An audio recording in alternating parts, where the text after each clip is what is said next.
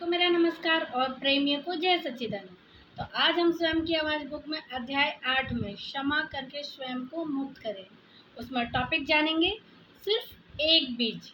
तो इसके बारे में प्रेम रावत जी ने क्या लिखा है उसे पढ़ेंगे, सुनेंगे और समझेंगे। तो स्टार्ट होता है यहाँ से।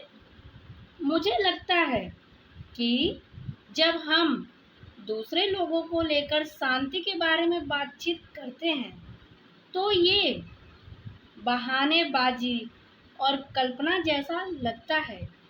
हम कहते हैं यदि अन्य सब लोग शांति से नहीं रहना चाहते हैं तो हम विश्व शांति को कैसे संभव बना सकते हैं।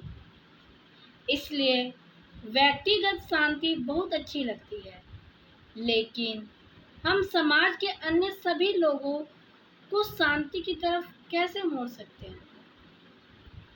शायद दूसरे लोग ही समस्या है, इसका समाधान नहीं।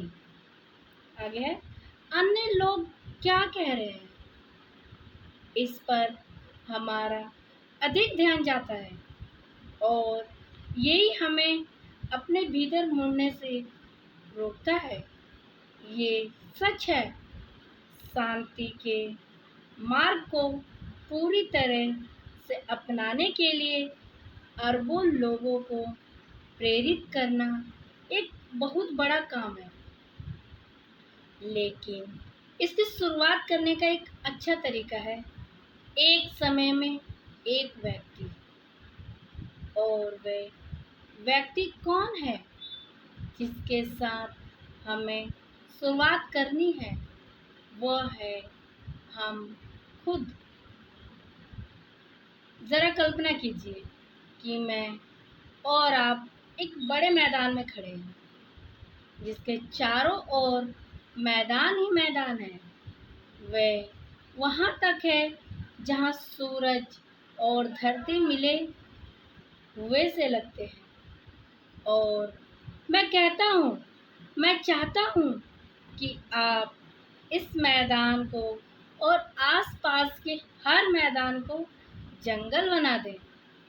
आप कहते हैं ठीक है, ये एक अच्छा विचार है, लेकिन आप कैसे शुरू करेंगे?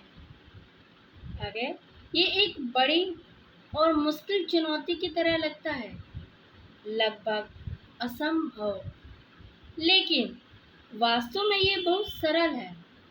यदि आप एक पेड़ की प्रकृति को समझते हैं तो आप जानते हैं कि प्रत्येक पेड़ में खुद को कई गुना बढ़ा लेने की क्षमता होती है। आपको केवल उपजाऊ जमीन और सही बीज डालने की आवश्यकता है और तब एक पेड़ पूरा जंगल बन सकता है।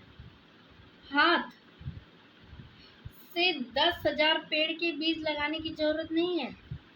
आपको भारी मशीन व विशेषज्ञ आदि लाने की आवश्यकता नहीं है। इनमें से कुछ भी जरूरी नहीं है। यदि आपके पास उपजाऊ ज़मीन है और एक बीज है, सिर्फ एक बीज, तो ये समझने की बात है। अगर आप प्रेम रावत जी को सुनना और समझना चाहते हैं तो मैं उनका लिंक डिस्क्रिप्शन में डाल रही हूँ। आप उन्हें सुनिए और समझिए और फॉलो कीजिए। बस इतना ही। धन्यवाद।